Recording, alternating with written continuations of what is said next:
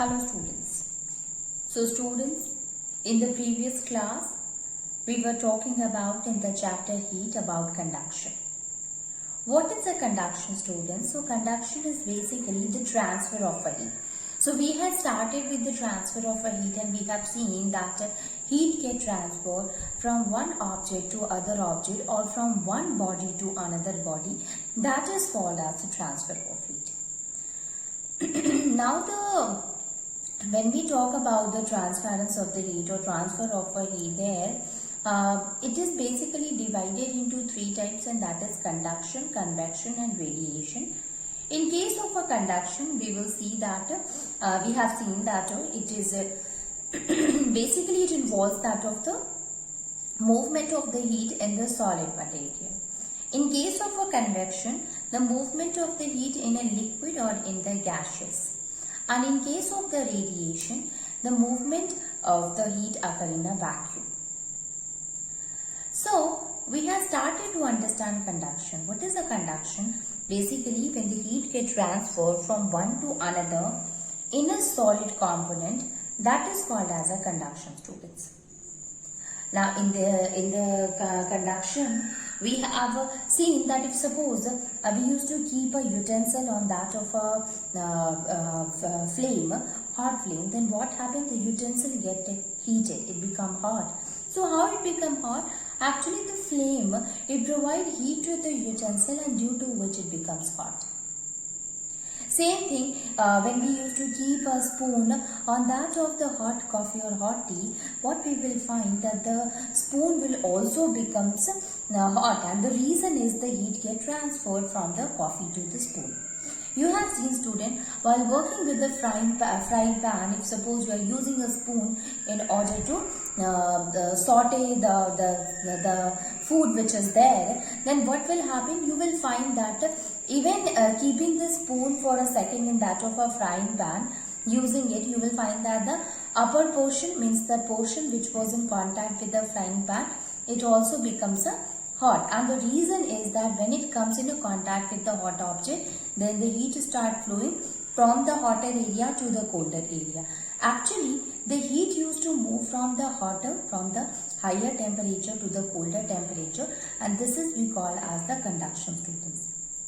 So conduction is nothing but it is actually the movement of the heat, movement of the hot particles from the higher temperature to the lower temperature, that is called as the conduction, students. Now, we have seen in case of a conduction that how the process of a conduction happen. Now, let us see here on another thing, that is a good conductor or a bad conductor or a poor conductor. So,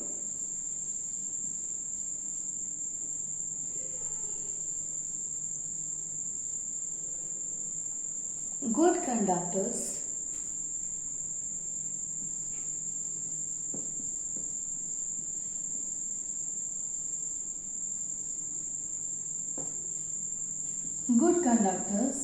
or poor conductors of heat.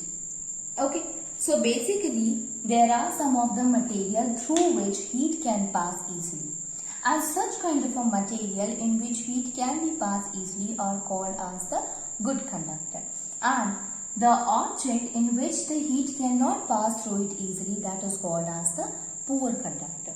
So some materials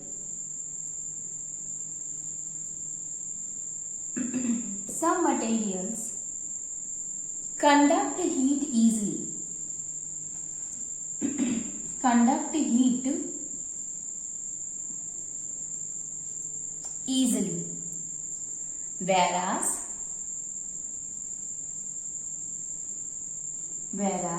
other material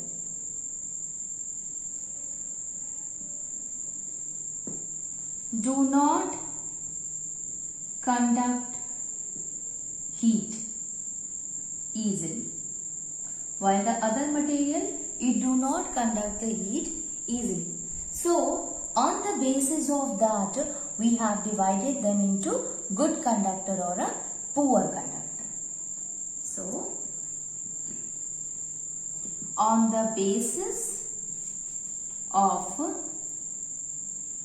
conduction of heat, we have classified them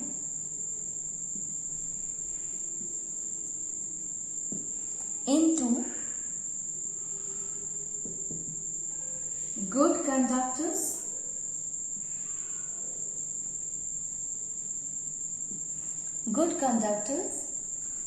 of heat and poor conductors of heat. Good conductor of heat and poor conductor of heat. Good conductor, sometimes it is also called as a simple conductor. Simply we use the term for it, that is conductor.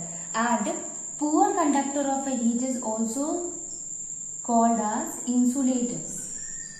So either we can use the term that is they are good conductor, they are poor conductor, or we can use the term that is they are conductor or insulator. Now let us try to understand them. So the material which allow the heat to pass through it, that is called as the conductor. So let me write here that what do we understand by the good conductor or simply conductor.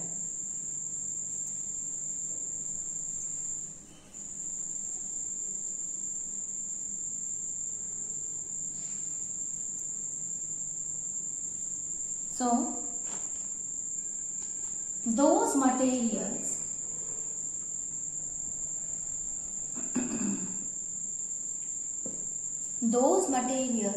which allow heat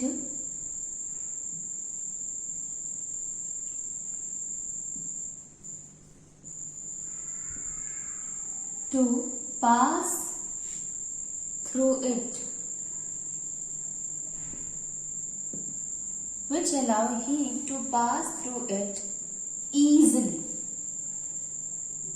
pass through them easily, are called good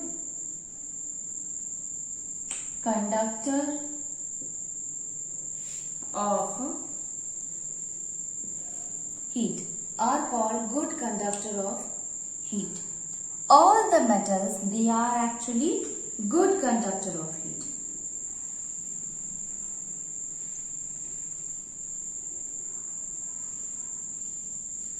All the metals are the good conductor, students. So we can say here silver, aluminium, silver, copper, silver, aluminium, copper, then iron, mercury, and other all metals, they are actually the good conductor, students. Now not only this, but we will find the metal alloys.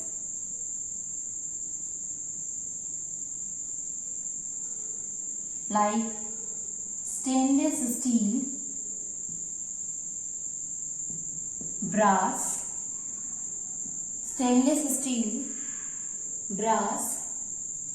steel, etc. These all are what? These all are the conductors. They all are considered to be a good conductor of heat, students. Okay, so we can say here that these are the material which allow heat to pass through them. That is why they are supposed to be the good conductor of heat. Okay, and now if you look at the poor conductor, students. So the poor conductor of heat is what? Which do not allow heat and electricity to pass through them.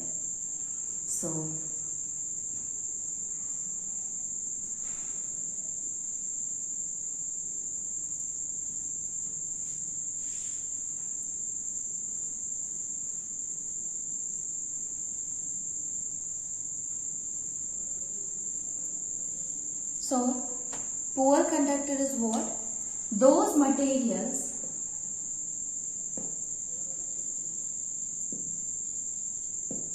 do not allow those material which do not allow heat to pass through them. Heat to pass through them.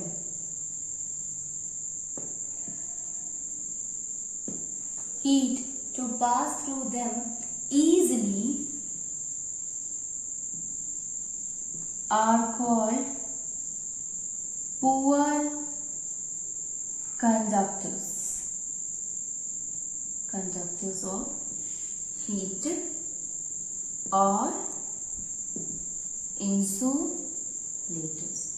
So those who do not allow heat to pass through them easily are called as the poor conductor or insulators. Examples are, students, plastics, wood, paper, then cloth, leather, cotton, wool, then thermocol, rubber, thermocol, rubber, then clay, bricks, then cane, cork, bamboo,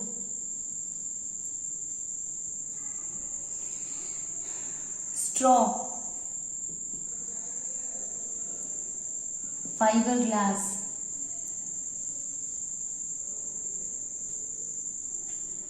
water,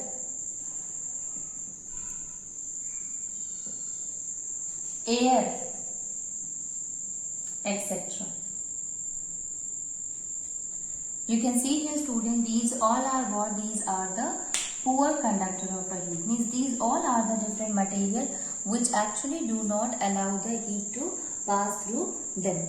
Okay, so that is why we will say that these are what? These are the poor conductor of heat. Now, if you want to understand that whether it is a poor conductor or good conductor, what you can do, you will take a beaker which consisting of a hot water. So half of the portion you will fill it with the hot water. Now what you will do, you will take a 2 spoon. One is a plastic spoon, another one made up of a steel. Now what you will do, you will keep both of the spoon in the beaker and leave it. After a few interval of a time, you will take out the spoon and touch the tip of the spoon. Means that portion which was not dipped, that one also you can keep it, or you can touch that portion also which was which was present in the water itself. What you will find here, student, here you will find that the steel spoon is what? The portion which was not dipped, that is also hot. But when you look at the plastic spoon, you will find that it is not hot. Why is it so? It is because the steel spoon is what it is. Steel spoon is a conductor. It allows the heat. So the heat which was present in the water, it traveled from the water to the steel spoon. Okay, so when we dip that of the steel spoon in the water, then the heat from the water, it will enter into the spoon and finally reaches to the tip of the spoon. While in case of a plastic spoon, there, since it was not a good conductor, it is a poor conductor, so do not allow the heat to flow through it, and ultimately the plastic spoon remain as it is. Okay. So this is what, student, this is the good conductor and poor conductor. So by this activity we have understood that since the steel allow the heat to pass through them, that is why it is a good conductor, while the plastic spoon, it is a bad conductor since it do not allow the heat to pass through it. Now, let us try to understand the uses of the good conductor and poor conductor.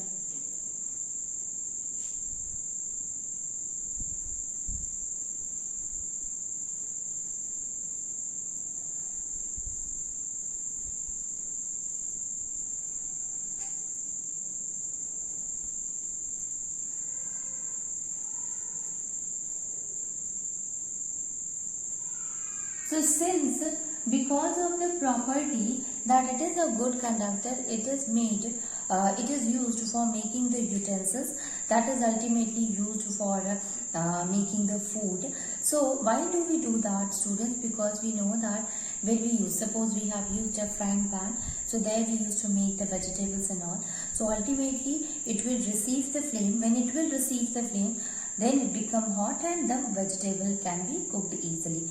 So we will use the good conductor of heat in making the utensils in order that we can keep the food hot.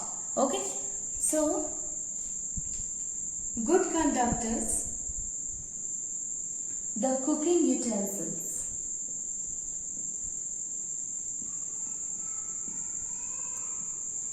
The cooking utensils are made up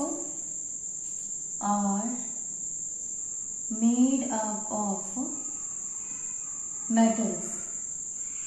Are made up of metals or metal alloys. So the made up of a metal or metal alloys. Metal or metal alloys. This is because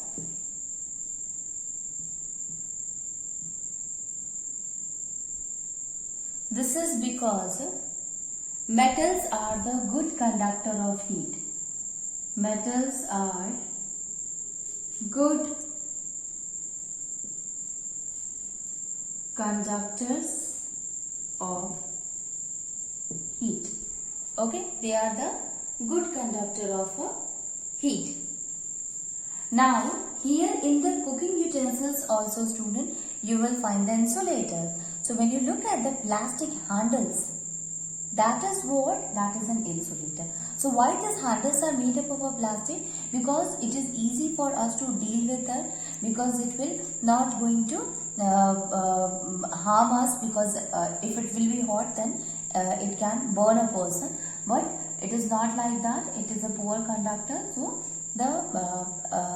do not allow the heat, and ultimately it will be easy for us to use that of the utensils. So we can write it here that the cooking utensils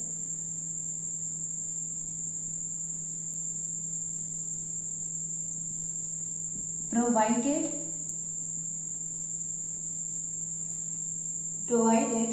with the handle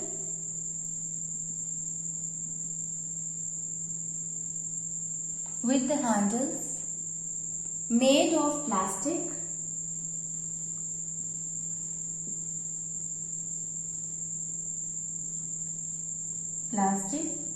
wood. This is because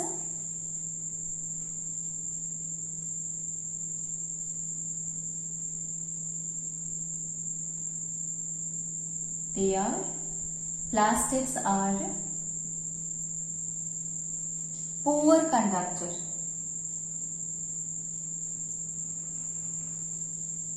Plastics are poor conductors of heat. Okay, so we can say here that the cooking utensils are made up of metal or metal alloys, since they are the good conductor of heat, while the plastics, they are the poor conductor of heat. So ultimately it will be easy for us to lift the cooking utensils. It will help in preventing the heat to pass through it. Okay. So this will help in preventing the heat from reaching from the utensils to our hand. So this is how we can say that the first use that we can use these the conductor and the insulator in making the utensils simultaneously. Now the second one is the students, that is, before we go student and try to understand the second one, Let me tell you here one more thing, and that is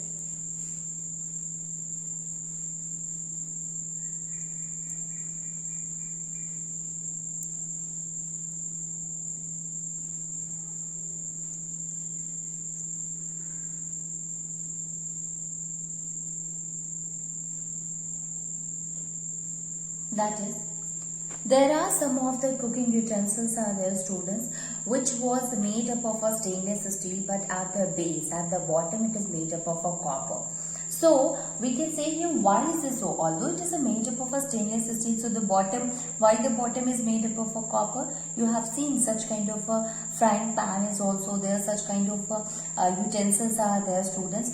So basically that copper portion at the bottom is there because copper is quite a good conductor than stainless steel. So we can say here that copper is a better conductor.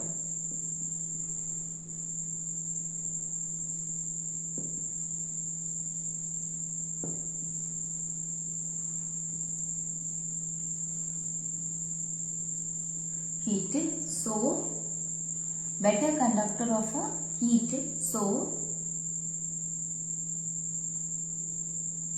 it is,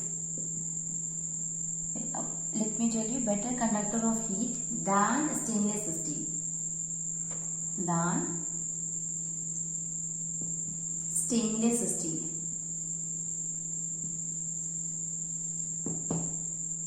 Okay, copper is a better conductor of heat than stainless steel, and because of this, copper is used at the base of the utensil. It is because of that copper is used at the base of the utensil. The second example that we can take here, student, that is mercury. The second example is mercury. Mercury, you know that it is used in thermometer, and the reason that why it is used, because we know that it is there to measure the temperature of an object. So if it allow the heat, if it will absorb the heat and expand, only then it can be helpful to measure the temperature. So we can say here that mercury is what? It is used in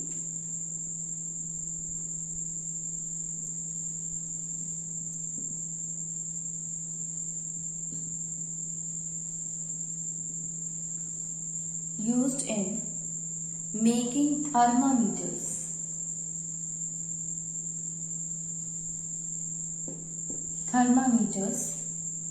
Because it is a good conductor of heat. It is because it is a good conductor of heat, students. Okay. Now, second one we can write the soldering of the iron is made of a wood or plastic. The handle of a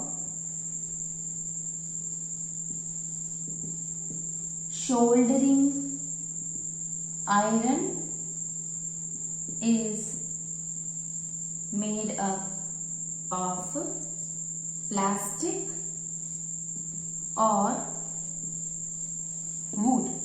Made up of plastic or wood. Then electric iron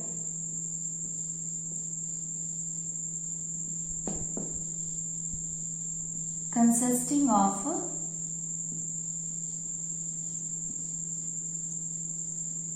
plastic body,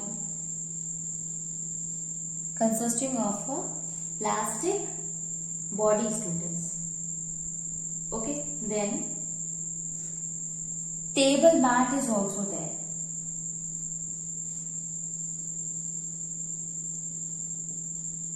Are the poor conductor of heat. These are also the poor conductor of heat. So we have seen a lot of examples, students. If you look at the electric iron, you will find that the body is made up of a plastic and the iron base is made up of a iron itself. Obviously the name itself iron. So iron, since it is a good conductor, so it allows the electricity which get converted into heat. Okay, you find it is heat only, because of that you are able to iron your dresses. While the plastic body, the handle by which you used to do the ironing, it is made up of a plastics. The reason is so that you do not get the electric shock, so that you do not get burned. Okay, so we can say here students that there are some of the substances which are the good conductor, there are some of the substances which are the poor conductor, and these good conductor, these poor conductor substances, they are used for different purpose. Okay, and just because of that they are also called as a conductor or insulators. Insulators which allow the heat to pass through them, insulator which do not allow the heat to pass through them, conductor which allow heat to pass through them.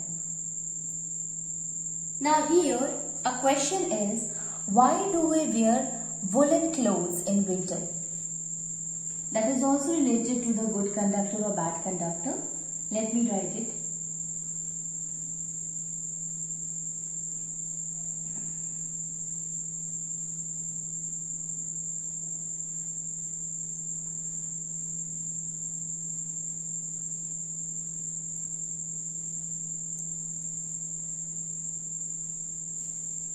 So,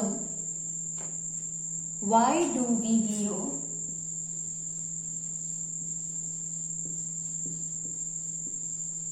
wear woolen clothes in winter?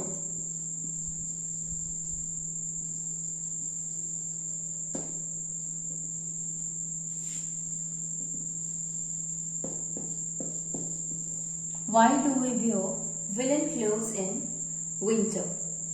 So actually the woolen clothes, the reason you will say it's a quite easy answer, ma'am, that is we used to wear it because it help in protecting the cold from the surrounding. Absolutely. So woolen clothes keep us warm.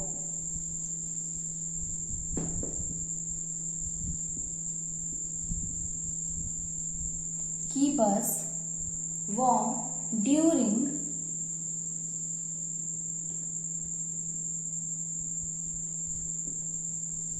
cold winter days.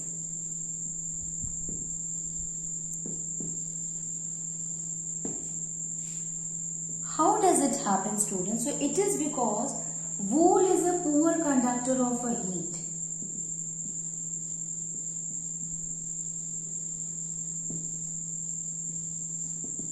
Wool is a poor conductor of heat, due to which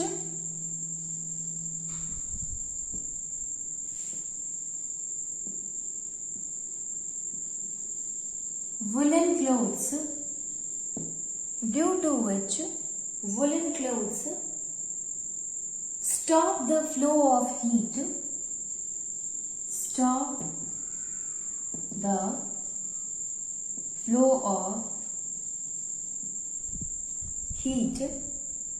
from our warm body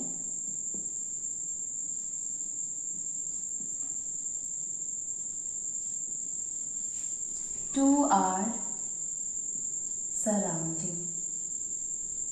From our warm body to our surrounding.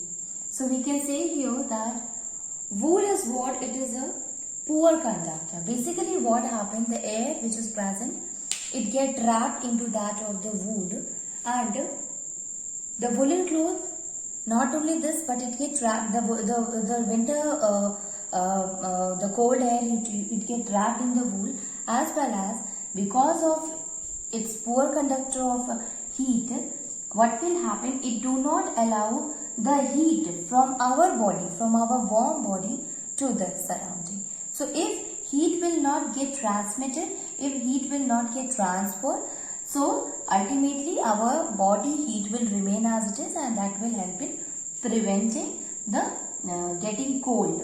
Okay, so we can say here that it is a poor conductor of a heat since it do not allow the heat to flow from a warm body to the surrounding.